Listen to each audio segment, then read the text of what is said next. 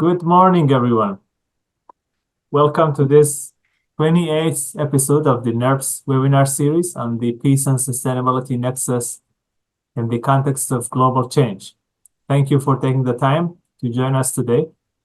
I am Ayub Sharifi, professor at Hiroshima University, and I will be your moderator for today's webinar. So before we start, I just want to give you some housekeeping information.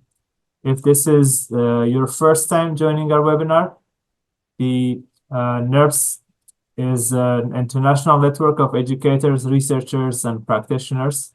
We collaborate towards the advancement of peaceful and sustainable societies amidst global challenges. And also, I would like to let you know that today's webinar is being recorded, and also it will be shared through our website and social media following the event. If you have questions or comments, you can type them in the chat box or in the Q&A box at the bottom of the screen anytime during the webinar. Please also make sure to mention your name and also your affiliation when adding your comments. So today's speaker, we're honored to have Professor Yiru Chu, and he will be speaking on fostering sustainable communities, a permaculture approach at Tzu Chi University of Taiwan. We expect that his talk would be for about 30 minutes, and then we'll have time for discussions, questions, and answers. And at that time, if you want to ask your question directly, please just let me know, and I will enable your microphone. Now I'd like to briefly introduce our esteemed speaker. Professor Yiru Chu is the director of the Master Course in Sustainability and Disaster Management at Tzu Chi University, and also a seasoned permaculture design teacher. Apart from his own research career, Professor Chu is deeply committed to sustainable and economic endeavors. He passionately advocates for local economies, initiating projects such as the Sustainable Consumer Cooperative to bolster local farmers and enterprises, and also utilizing cooperating models. He strives to retain financial circulation within communities, tackling challenges like rural decline and economic inequality. His pragmatic approach and tangible solutions have significantly benefited communities in Hualien. With that, I would like to give the floor to Professor Yiru. Thank you very much again for taking the time to join our webinar today, and we very much look forward to your talk. Thank you.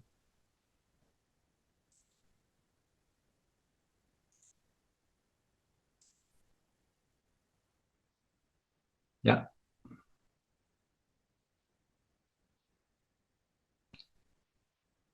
Hello, could I start?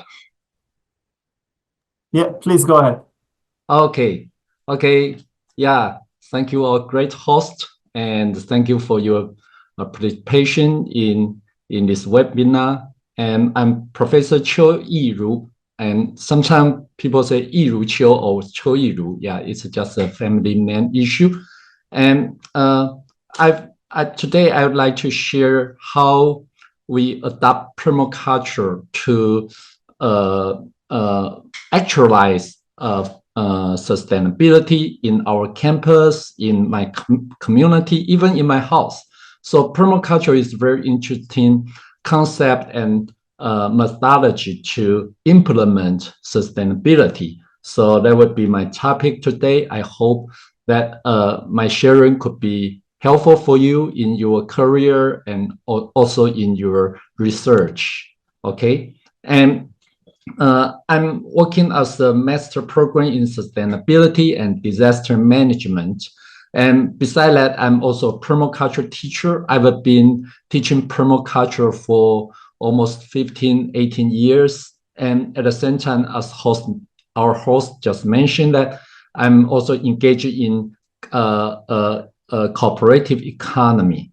So what I'm going to share here is about what is permaculture very briefly, and my personal practice in permaculture. I design my own house and I establish a lot of interesting system in my house. And I will also share how I adopt permaculture in the general education of Tzu Chi University to inspire and give students the scope to engage themselves in the sustainability, and also how we collaborate with our neighboring communities to do something, to implement something sustainable approach to ease their problems. And also I will discuss something about the economic aspect of permaculture. Then I really hope I could share something with you and which could be useful for you. So we are facing a lot of challenges in the current day, and we got different challenges in food, in water, in energy, climate change, all these issues. But unfortunately, we tend to look at these challenges and problems in a very specific way, without or analytic way, without looking the thing in a more holistic way. And also we tend to make all these solutions into the hand of researchers, of governmental people, but without empower the general people or citizens in to address these issues. So what we need is a holistic approach, and we need to empower everyone, not only faculties, students, but also the people in the communities. And also we need to, in this regard, universities play a very important role to make a move on this. So here, I'm fortunate enough to come across permaculture around 25 years ago when I was a postgraduate school student. And permaculture is a kind of holistic design science and originated by Bill Mollison and David Holmgren in 1970s. And they try to look at all these problems based on the ecosystem point of view. They try to see things in a more holistic approach. And over the course of time, permaculture has been adopted in so many areas, in eco-village, in agriculture, in community building, and you could see different kind of practice like food forest, a lot of things taking place around the world. And as for permaculture, the core value of permaculture is based on three ethics. The first one is take care of earth, take care of people, and share fair. So basically, it takes care of three aspects: the environment, the society, and economy. So based on this, there are around 15 design principles. I will not go into the details of these principles, but based on this design ideology and structure, permaculture has been widely applied by people and researchers or promoters to different areas. So now I'm going to focus on how we apply permaculture in the curriculum in the course of university, in personal life, in community, and also to establish an alternative economy other than the current capitalist economy system.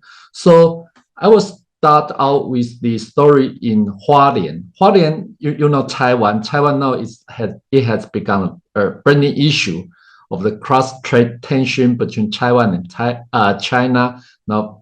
But what is a lot of people do not know is that in certain area of Taiwan, like Hualien, it's a very beautiful place with a lot of indigenous people, but at the same time, they are facing a lot of challenges as well.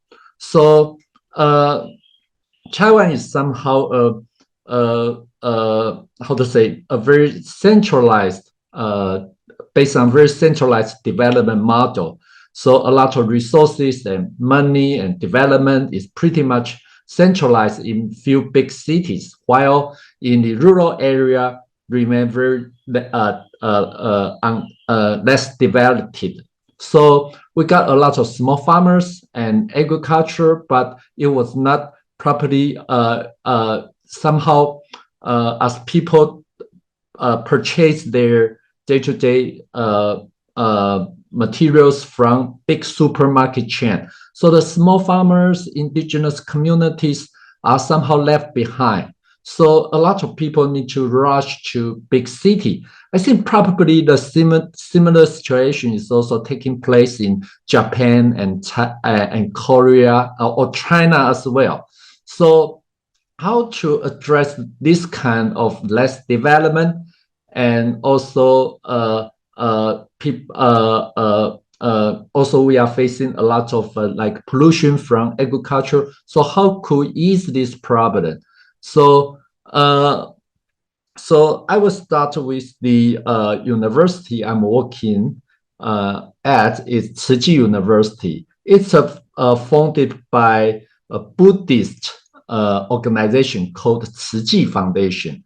So Tzu Chi Foundation is a very well-established charity organization, and they are doing a lot of relief work and charity work around the world. For example, in Japan, the March 11 earthquake and tsunami, in this event, Tzu Chi also did a lot of work and support a lot of people in the affected area. So, and based on this kind of mission, Tzu Chi also has their hospitals and university as well. And I feel I'm honored to work in such kind of university. So actually, for me, being a faculty in the university, one side I feel it's good as a career in the university, but on the other side, I also feel the obligation to do something more beyond our research and or more than a career. So that's why permaculture is a way to help me to go beyond my area of career. Rather, I could establish the link with the local communities and link with the farmers and indigenous communities based on permaculture. So that's what I would really like to share with you, and that really make your life more meaningful and more purpose, with more purpose. Yeah. So when I learned permaculture around 20 years ago, I tried to actualize it into my personal life. So I'm lucky enough to have the opportunity to design my own house, and I try to put the all the design into my house. For example, I flush my toilet with harvested rainwater from my rooftop, and also I recycled my wastewater to nourish my food forest in the backyard. So it turned out that when I take shower, it automatically irrigates and fertilize my backyard and support the food forest back to me. So so you can see in my backyard, I got more than 20 kind of fruits. I got jackfruit, banana, moringa, and orange, mulberry, a lot of things that just come back from my input, which is the wastewater of my showering and my kitchen outlets. So I try to establish that kind of recycle system or a holistic design just in my house. And also I consider the ventilation in this kind of tropical climate and shading to block out the sunshine. And also vertical and horizontal ventilation. So in this way, I could reduce the dependence on energy input. And also I recycle my kitchen waste based on earthworm. So I connect the earthworm composter with my sink in the kitchen. But with the help of the decomposer, it breaks down the kitchen waste into smaller particles, and with the help of water, it goes to the earthworm bin. And in this way, I could create a zero waste kitchen, and also I could recycle it back with the compost. And in turn, I could use them to feed my food production in my garden. So I also try to bring that kind of design and hands-on practice into my teaching career in my university. So nowadays, students depend so much on internet to establish their life. But as a faculty, we really need to bring that outside of the smartphone or computer or internet. They really need to put their hand and leg on the ground and try to see how their food comes from, and try to establish that connection with the nature system. So a lot of problems come from disconnection from the nature system and how the world is actually working. So one of my job of my teaching is that to bring students to get connected and feel supported by the natural system, and based on a lot of design and hands-on practice. So in the end of semester, they may harvest what they learned from their hard work, and they really appreciate. They feel that's the most amazing course they could have in their university. And by the end of this semester, they need to try to identify what are the problems and challenges of their household, and try to solve and redesign their system, and based on permaculture methodology. So, for example, this girl comes from South Africa. They have the water shortage problem. So they do need to have water to produce their food. So she somehow designed the rainwater harvesting system and wastewater reuse for their agriculture production. A lot of things taking place. And I really feel pleased and happy to see they somehow regain the kind of right to design back to their life and to solve their own problem. Because a lot of time, especially in this current economy system, our life seems to be simplified only by two things. One is earning money, and second thing is spending money. So our life is totally based on the flow of money. But very unfortunately, the earning money and spend money is pretty much depend on few people in the current economy system. So we really need to learn the skill and then the systematic thinking, which can help us to reconnect our life and the nature system, so that we could bring the right of design back to our hand and solve our own problem.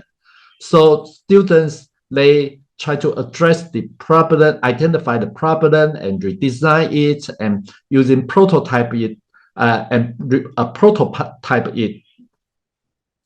So, and second step, we expand this kind of design into the neighboring community. So, just next to our campus, there's a Biyunzhuang community, and I'm also living in this community. So, as like many Asian countries, Taiwan also face the problem of aging problem. We got a lot of seniors in our community. So, how to take care of create an environment that is suitable for their aging process. So that's a very important issue for the community.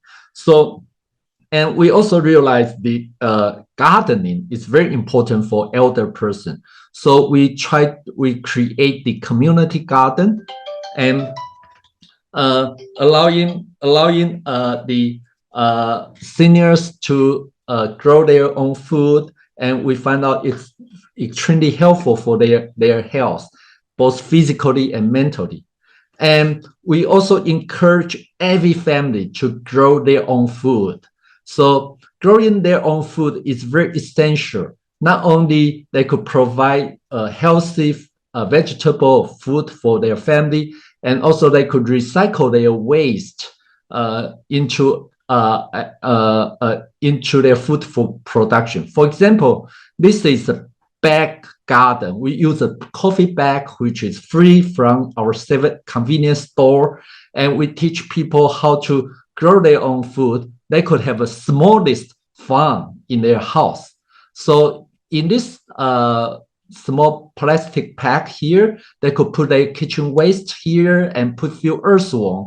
And when they want to water the plant, they simply just put water here, and all the nutrients and water will go to the plants here. So they got pure, organic, and healthy food source. So this is kind of resilience building in a community. So, but more than that, we really need to redesign this kind of garden into a more accessible for people of all ages. So we initiate a participatory design process. So we invite the seniors, the community people here together to discuss how could we collectively design a garden that we really need. So being a permaculture designer, I need to conduct a participatory process, allowing people to join it and share their experience and somehow come up with a collective decision. So in the end, they put all this idea into the prototype, which is based on clay, and they also try to bring different opinion into consensus. So we somehow design a system, even allow the seniors on the wheelchair to do their gardening, and also in this process we bring the students from nearby elementary school to participate and to get their hands dirty to really have this come true. So this is the result.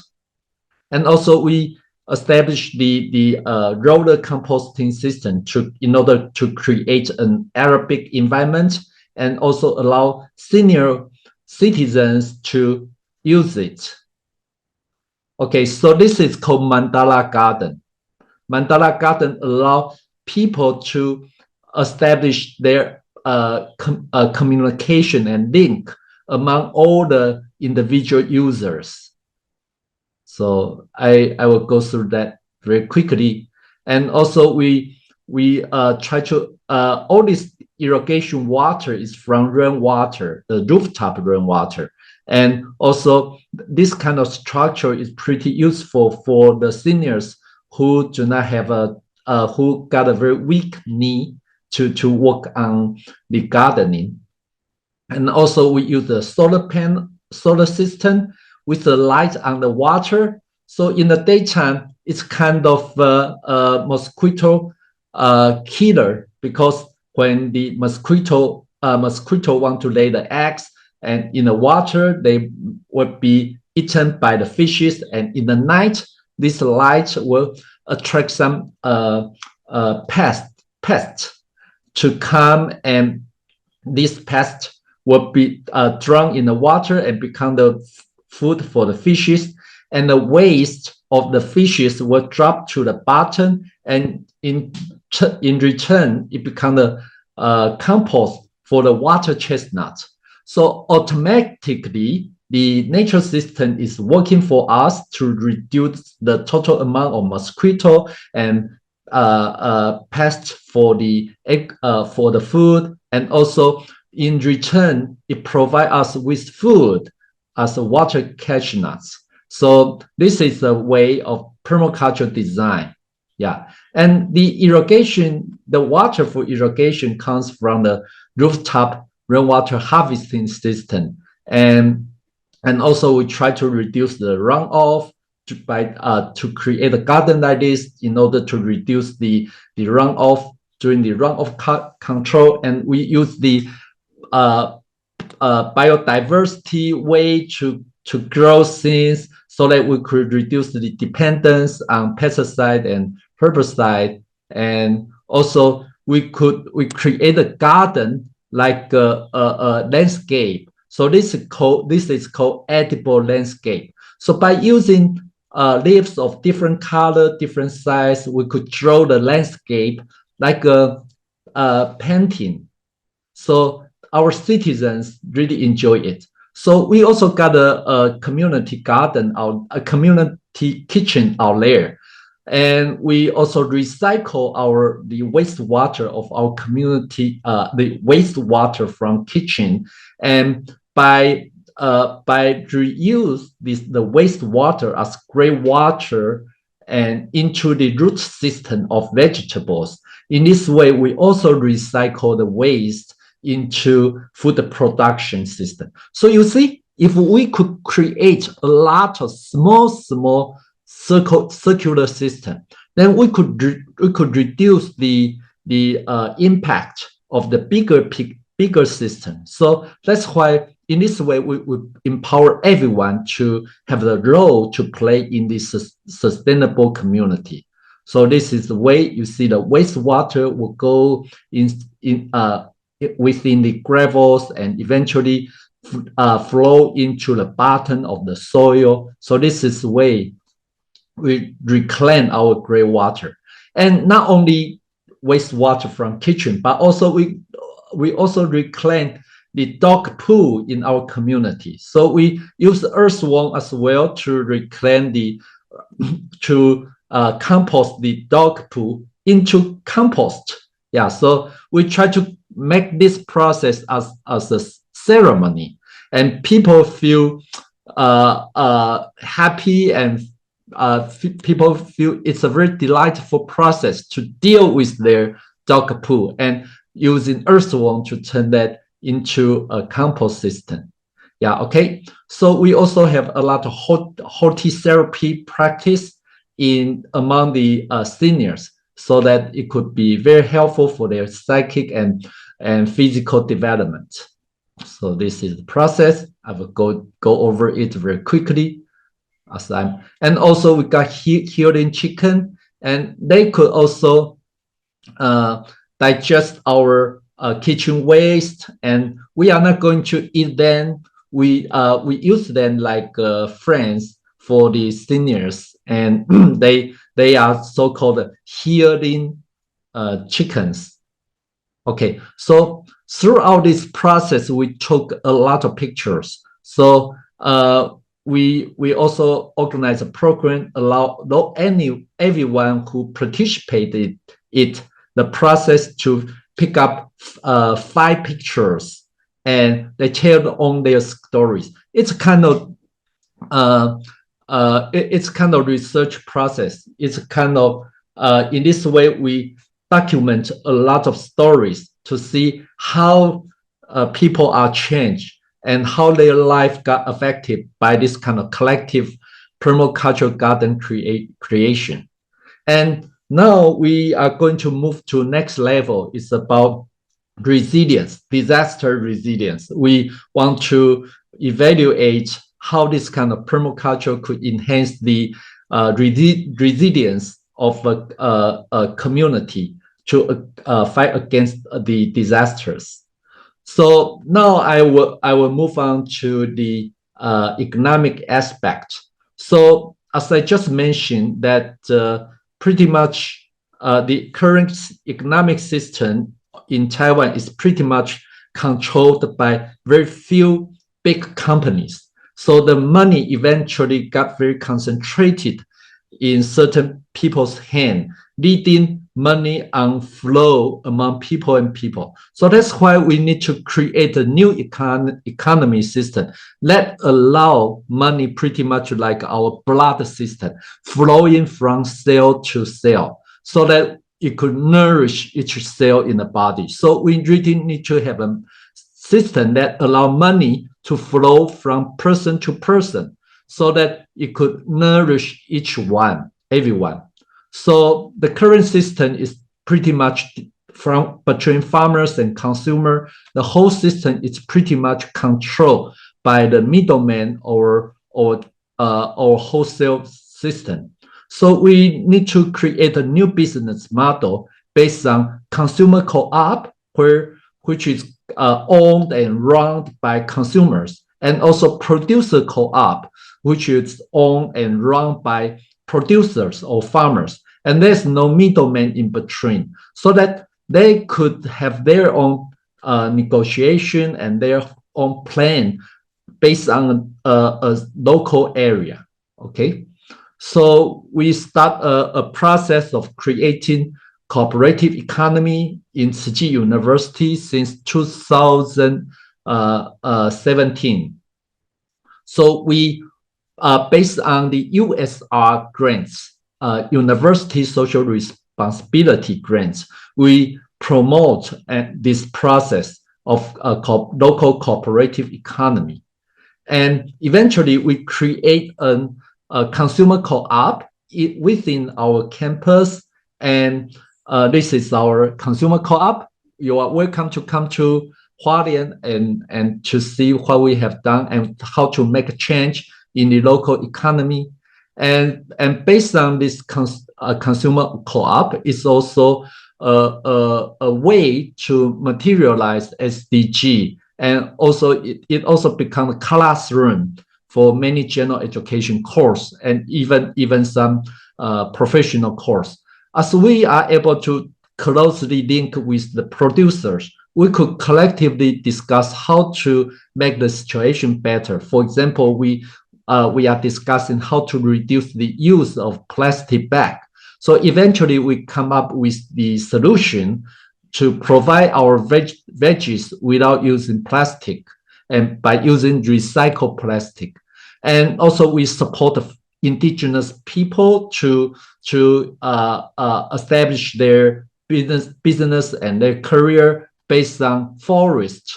So if they could continue their career, their business under the canopy of forest, we could have an intact forest that protect us from the impact of typhoon and different kind of disasters. So that's why the economy together with forest is very essential and need to be supported by local consumer co-op. Okay, so I will go over it very quickly. Okay, so based on this link, we also work with indigenous community and to support them to establish their indigenous economy as well. So, and for example, we help the indigenous people to create their chicken egg producing co-op. So this indigenous people, they raise around 30, 40 chickens in their garden, and with this, and they produce egg. Of course, this kind of egg could not be sold in this big supermarket, but they could be sold in our consumer co-op. So we build up that local connection between people and people. So eventually we establish the model of consumer co-op to support local producer co-op. So and all this process, no matter in my personal practice and practice in community or in the economy sphere, are all the teaching and learning material for students. Okay, so we create a lot of big field for students to explore how the world could be working in a more sustainable way. So okay, in the end, so university could be an impactful anchor institute for local area and based on permaculture approach. So I'm very happy to share with you here how permaculture is useful to change the current scenarios. And also by empower the local communities and based on participatory design process may foster the development of sustainable community development. Okay, thank you so much. So that's what I'd like to share with you. Thank you. Thank you very much, Professor Yeru. Very exciting talk.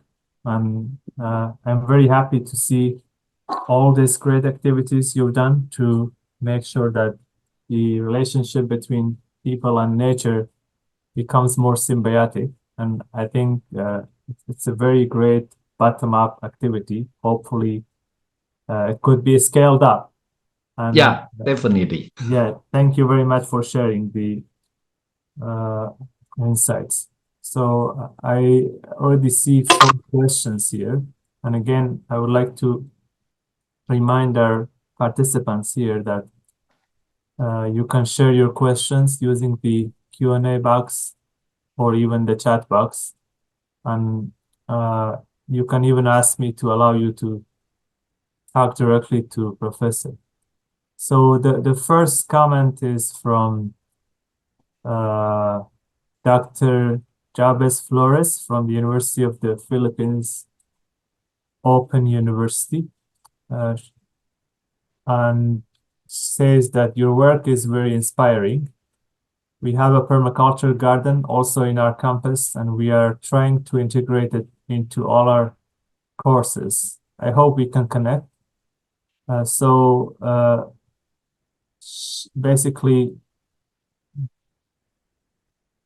you see, I hope you see the comment.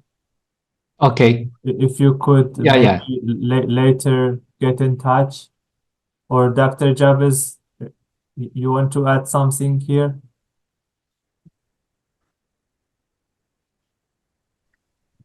That's okay. We'll just talk via email. Thank you. All right, great. Yeah, so please follow up later. Yeah. Let's have more connection and also let's share more experience. Yeah, right. I think that's great to have a garden in the campus, and that it itself could provide a lot of learning to our students. Mm-hmm. Yeah. So related to that, we also have this comment from Sherry Ann Uchiko. Sorry if I mispronounced your name. And they want to visit your university and see the practices there. So I wonder if it is possible. Yeah, welcome. Yeah, really. Yeah. So, and I think permaculture really enlarge our career area and really establish that link for us and our local community. And we could also demonstrate the things, how the thing could be working in the most sustainable way to people. Because a lot of time we talk a lot, but there's a one saying that demonstration is the authority.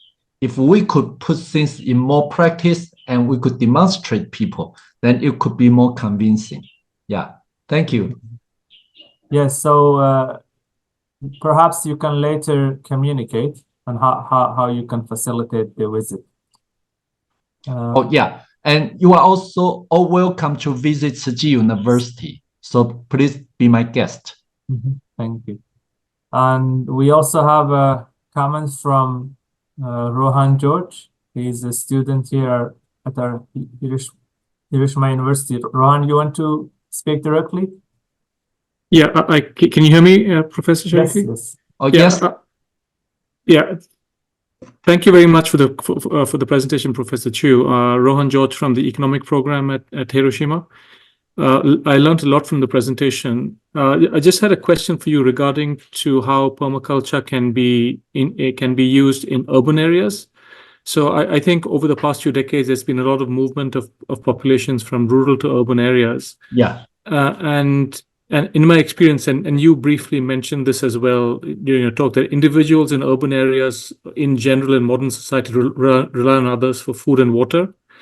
And they don't have so much maybe time or resources or even space for permaculture type activities that you've discovered. So are you aware of any strategies that can be or are being implemented to introduce these, on a large scale in urban areas? I'm aware of strategies like maybe small scale, like waste separation or water harvesting. But I don't think they are used widely in one city, maybe in one apartment block or in a particular neighborhood. So that's basically my question. Thank you. Yeah, okay, thank you. Actually, there's a big area of permaculture called urban permaculture. So you could get a lot of information and practice around the world based on the urban permaculture. So in my case, I used to live in Taipei, such a big city, for 10 years. And so I try to use my rooftop to create a garden, to recycle my kitchen waste and harvest my rainwater. And also, most importantly, I create a study circle based on this. So I start the first permaculture study circle in Taipei more than 20 years ago. So another thing is that the purchasing power is also a very impactful and important thing for people, but people just do not realize it. So if people could have a study circle and think about how could they make the world better by changing their way of purchasing or changing their way of buying things. So in another way, that's called green vote. So if they could have the connection with the rural area, then they could somehow leverage their resources. For example, we are also from Hualien, we are also supporting people in big city to form their study circle, to form their consumer group. So in this way, we also support the high quality organic or nature produced food to them. So not only they could modify their environment, their way of life, but also they could support the rural development. And somehow in this way, it could ease the flow of draining people from rural area to urban area, because by supporting the local development in the rural area. So there are a lot of things we could do to make the situation better.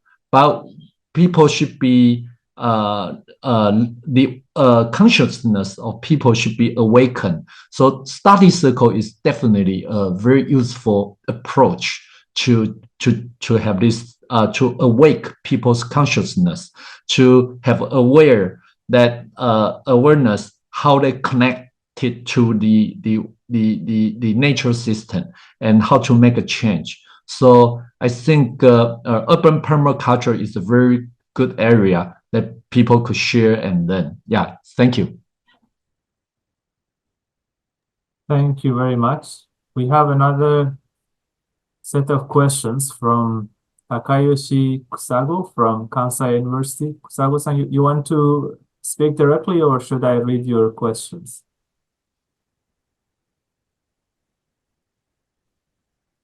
Yeah, okay, I can speak. Yes, please go ahead. Yeah, well, thank you very much for Professor.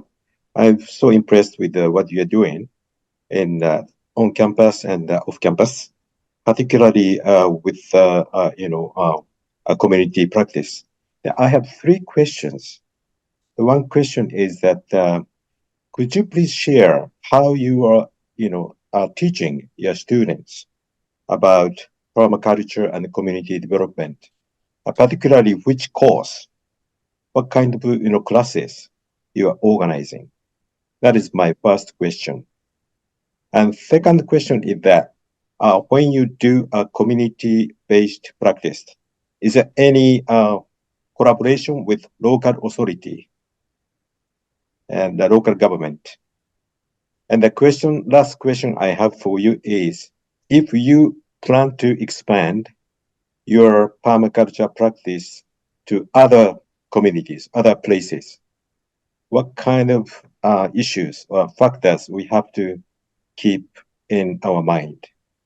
Okay, thank you. Great. Okay, so firstly, I will share how I conduct my course. I conduct my course based on a general education course. So I got students from all different kind of background. They come from different departments and training. So I got two major courses for this. The first one is the title is Sustainable Living Design, Introduction to Permaculture.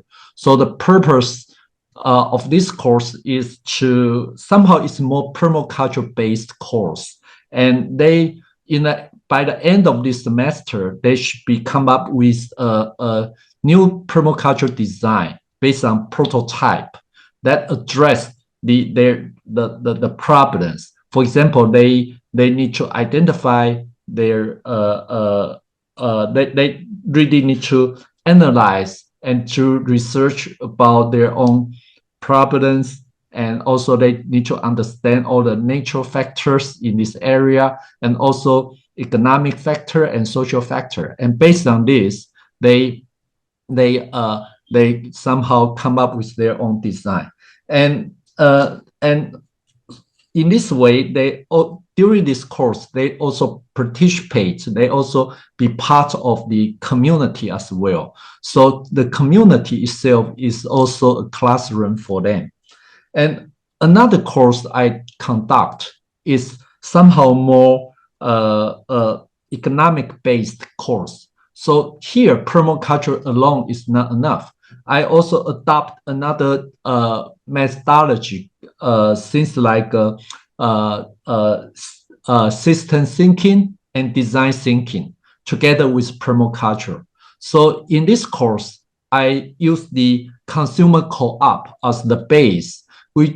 I bring the students to see the suppliers of our consumer co-op. So they are organic farmers. They are indigenous communities. So people need to have that kind of empathy first. They should put themselves in the shoes of others in order to understand how people feel, how their career is. So then in this way, they try to identify what the problem is. And also they need to have that system thinking as well to understand how the problem they are seeing is in the bigger picture. So they need to have they should be able to zoom in and zoom out at the same time. Then based on that design thinking plus permaculture design, they come up with a solution to ease or to address the challenges of the local community. And so this is another course, but permaculture alone is not enough. I add system thinking and design thinking together. Yeah. And regarding expand or upscale this kind of community involvement, and we really work with local government. For example, local government, they provide grants they provide money. Of course, we help the local community to apply the grants so that we have sufficient money for the building or the materials, and we also conduct the collective design process so that we are able to bring the picture to the local government and also convince them to give us the grants. So this is how we work: university, community, and local government, how we work together. So this is the way how we did it. And also regarding how to increase the number of community like this. So we in this regard, we also work with the local government. Local government is promoting this kind of sustainable community project. So we also work with them, and the current community I just showed has become a educational site for environmental education in Taiwan. In Taiwan, there's one law called Environmental Education Law. So all the governmental people, all the teachers, every person, they need to have 2 hours per year of environmental education. And this community has become has become authorized to become the classroom for or educational site for environmental education. So people will come over from different area to visit this community. So that's why we demonstrate a prototype of sustainable development to other communities. So now this community has become so impactful and so influential. Every day, every week, around 1 or 2 buses, people will come and visit and learn. So that's why we think that we could move to next level about disaster resilience, not only environmental harmony and disease, but also disaster resilience. So that's our next step. And after this seminar, I'm going to attend the meeting of the community. We are going to discuss how we could enhance the level of resilience. Next step. So working with local government and central government is very, very essential. And as I just mentioned, that demonstration is the authority. We really need to have some practical site ready to demonstrate how things could be working in a better way, in a more sustainable way, so that people could learn and students could learn and people would be able to work together. Yeah, so that's what I learned from this process. Well, thank you very much. I have learned so much from your practice, and I think I should study more on the Taiwanese case, including this environmental education law. It's really good and a good way to collaborate the local practice and the government policy change. Thank you so much. Then I wish I could visit your place. Yeah, welcome, please. Great. Yeah, I also agree with you that demonstration is the authority. Unfortunately, in today's academia, we talk more than doing actions.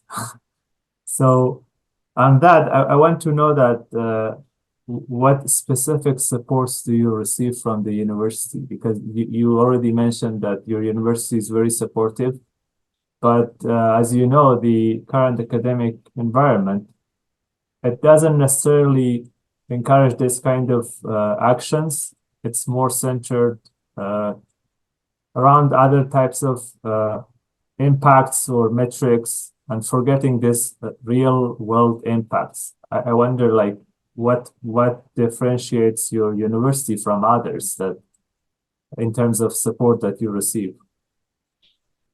Okay. Yeah. I think we are lucky enough that our Ministry of Education is promoting a project called USR project, University Social Responsibility. So because they have seen the problem that students are so disconnected from the local problem, the problem of local development. So university really, the government really hope university could play a good role to help the local area to ease or to solve their problems based on their university's expertise and students and faculties. So, and based on this, we propose the concept of cooperative economy. And so, fortunate enough, we got a grants from our central government, and also our university is also fully supported for this process because we got external budget without using their own money. And also Tzu Chi University, as I just mentioned, it's a more charity-based university. So it's a Buddhism university. So they really want to implement their social responsibility. So putting all these elements together, we are supported from university and the government as well. But the problem is that the model of permaculture or model of cooperative economy is pretty unfamiliar to people, even to the supervisor of our university. So we really need to spend a lot of time and struggle to make them understand how it could help local development. But we really work very hard, and somehow they give us a small scope to do it in the very beginning. But as I just mentioned, that demonstration is the authority. So we start from a very, very small consumer co-op in a very small room. And gradually people see, yes, even it's small, but it's very impactful. So as we are demonstrating a new way of economy, which is more sustainable and supportive to local development. And gradually, we are gaining more bigger and bigger support. So now we have bigger area, and we are able to incorporate this kind of practice into more courses. So more faculties, more professors are coming in, and they are adapting more elements or nutrients from this process into their own courses. And at the same time, we are getting more support from other professors. So I think this is the way that if we could put things into practice, and if we could bring everyone together, and so we could create a platform that people feel, yes, I'm part of the solution, I'm not part of the problem. Yeah, so this is the way. Yeah, thank you. That's indeed a very transformative approach. So I think we're getting close to the end of our webinar. There is also one request, if we can share your slides. So if you're happy with that, please send us your slides, and we will share them with the participants. And once again, on behalf of my colleagues at NERPS, I would like to thank you, Professor Tzu, for taking the time to give us this very insightful and practical presentation. And I think we all learned a lot, how challenging but somehow possible to get closer to the nature. And that will help us solve a lot of planetary problems that we're experiencing today. And also, I want to thank all the participants. And I would like to invite all you to visit our website at nerps.org. And also, please subscribe to our newsletter for updates on our activities, including our future webinars and also the NERPS conference. As you may know, we will have the third edition of the NERPS conference from March 6 to 9, and we hope to see you there. So thanks again, and look forward to seeing you again in the near future. Thank you. Thank you. I post my email address on the chat box. So for those who want to connect with me, please send email to me. Thank you. Sure, yeah, and if you share your slides with us, we also share the email address along with the slides. Okay. Later is fine. Not now. Later is fine. Okay. Yeah. Not now, huh? Okay. Later is okay. Thank you very much. Okay. Thank you. Yeah. Have a good day. Thank you all. Have a nice day.